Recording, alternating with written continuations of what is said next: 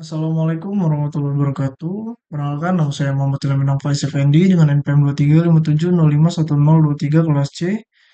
Di sini saya akan buat video tugas pengganti untuk pertemuan 13, yaitu kuis 2. Jadi, pada kuis itu, yang pertama, pada studi kasus deteksi penipuan transaksi bank, bagaimana alur kerja sistem streaming dalam deteksi transaksi pencurigaan secara real time. Jelaskan teknologi yang digunakan.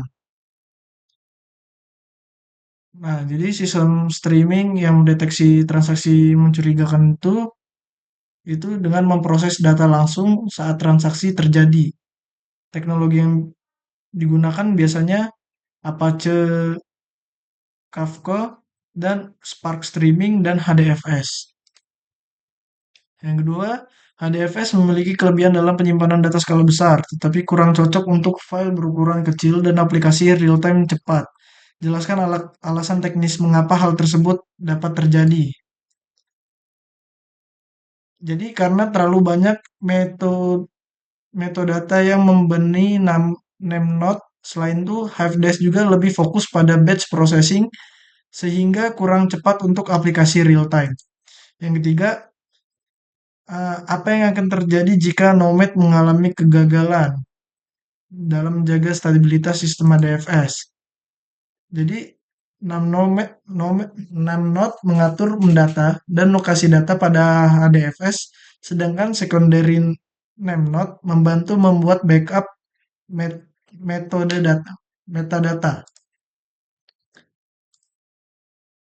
Selanjutnya yang keempat, menurut pendapat Anda, tantangan terbesar dalam implementasi HDFS pada perusahaan besar adalah apa?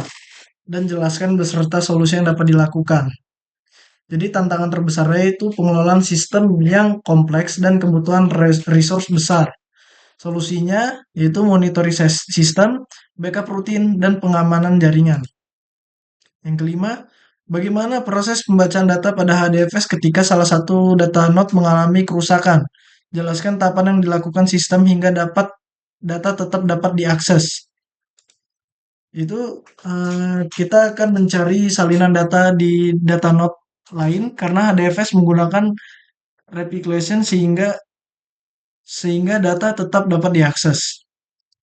Yang keenam, fungsi storage layer dalam arsitektur big data dan alasan HDFS ditempatkan pada layer tersebut.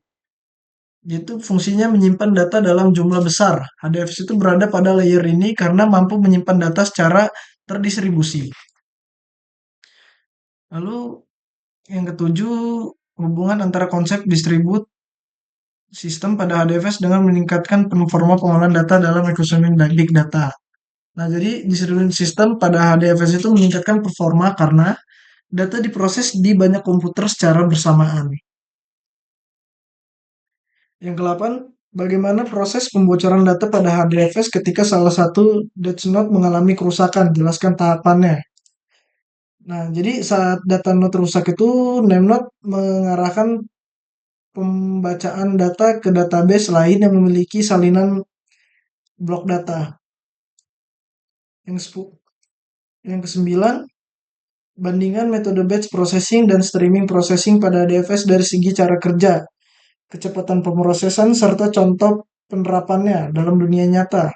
Jadi batch processing itu memproses data dalam jumlah besar pada waktu tertentu, sedangkan streaming processing memproses data secara langsung atau real time. Selanjutnya nomor 10, file dipecah menjadi blok. Menurut Anda, apa keuntungan penggunaan blok berukuran besar dibandingkan blok kecil pada sistem data? Nah, jadi blok berukuran besar itu untuk mengurangi jumlah metadata dan membuat proses transfer data lebih efisien. Selanjutnya, Apache Nivi. Jelaskan Apache Nivi dan tujuan utamanya. Nah, jadi Apache Nivi itu adalah platform untuk mengelola aliran data secara otomatis dan real time dalam sistem big data. Lalu ceritakan sejarah singkat pengembangan Apache Nivi dari awal pengumuman ingin jadi Apache Software Foundation. Jadi Apache Nivi itu awalnya dikembangkan oleh NSA lalu menjadi proyek open source di Apache Software Foundation. Yang ketiga, bagaimana Apache NIFI menjamin keamanan data tingkat. Jadi, Apache NIFI itu menjaga keamanan dengan autentikasi otoritas, inskripsi, dan SSL atau TLS. Selanjutnya, apa yang dimaksud dengan real-time data flow pada Amnesia dan mengapa penting?